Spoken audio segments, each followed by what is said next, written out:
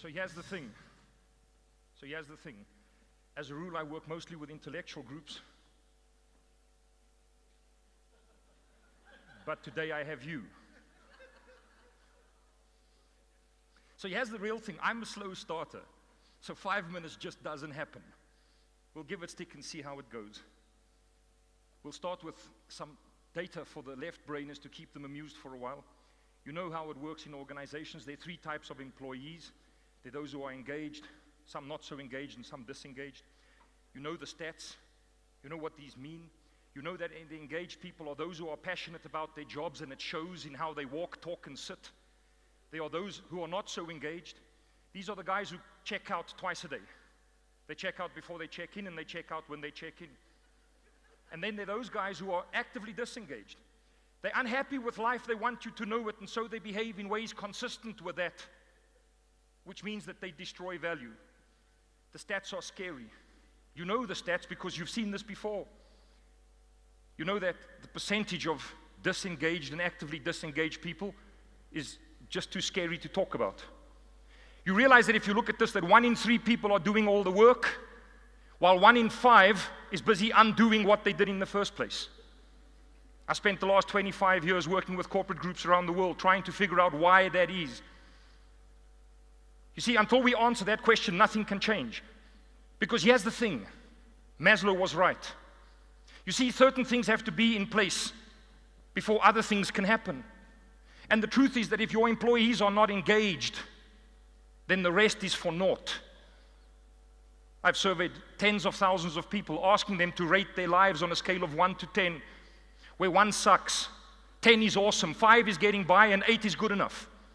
Now, I don't ask that question as simply as that. I ask it in a more complex way.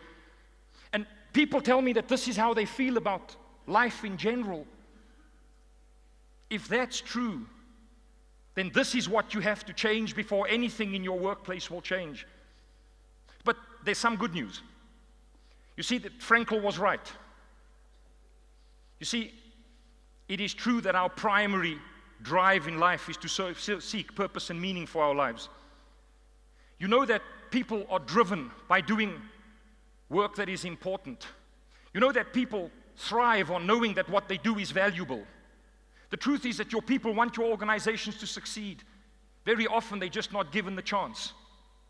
We survey our clients around the globe. We ask them this question. So if the culture in your workplace was to become realistically as good as it could, what would that do for your bottom line improvement? The answer is astounding. The vast majority of employees tell us that they can produce between 50 and 80% more if it weren't for 2 things standing in their way: the boss and the culture. We can change both of those. One of the things I do is help organizations to change the culture. You see, here's the snag with culture. It's a paradox.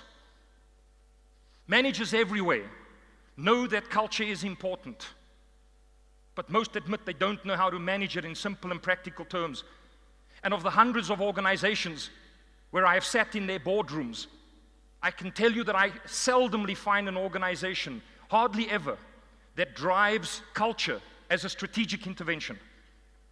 And the reason is that they don't have the tools on hand with which to do it. Well, we fixed that. Together with my Australian business partner, Steve Simpson, we've created a concept called UGRs, Unwritten Ground Rules. It works. It's been 20 years in the making. Recent client is Barclays, who is rolling out our stuff across 26 countries. UGRs are people's perception of this is the way we do things around here. Those perceptions become their reality, and it drives your results. Changing culture is not that complicated if you know how, because you can figure out the type of culture you want, understand the existing prevailing unwritten ground rules, change those perceptions, and get people to behave in ways that are completely different. So this is like a metaphor. Okay, never mind. So we've taken a very small bite out of this bigger, complex thing. Leave you with a short story from one of my inspirational, motivational talks that helps individuals to understand that they can do more, be more, and have more at home, work, and play. That it's not easy, but that it can happen. So that the traveler who was lost goes to the wise man. He says, wise man, tell me, how are the people over there? Why, says the wise man. Traveler says, because I want to move over there, because I'm tired of my life here. I want to change my job, change my relationships. So how are the people over there? Because I hear it's better over there. Wise man says, well, lesson number one is that wherever you go, there you are. That you take it with you. That the people over there really aren't different to the people over here. But you'll only discover it once you get there. I get it, says the traveler. Now what do I do? Well, you travel 3 days and 3 nights yonder. Down in the valley, you'll find the second wise man.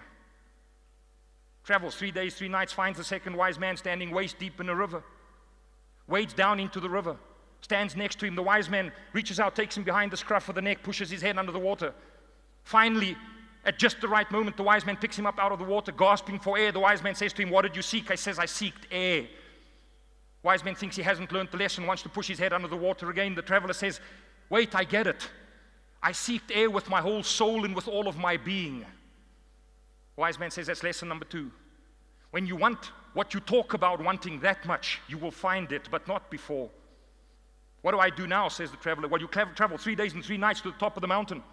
There you will find the third wise man.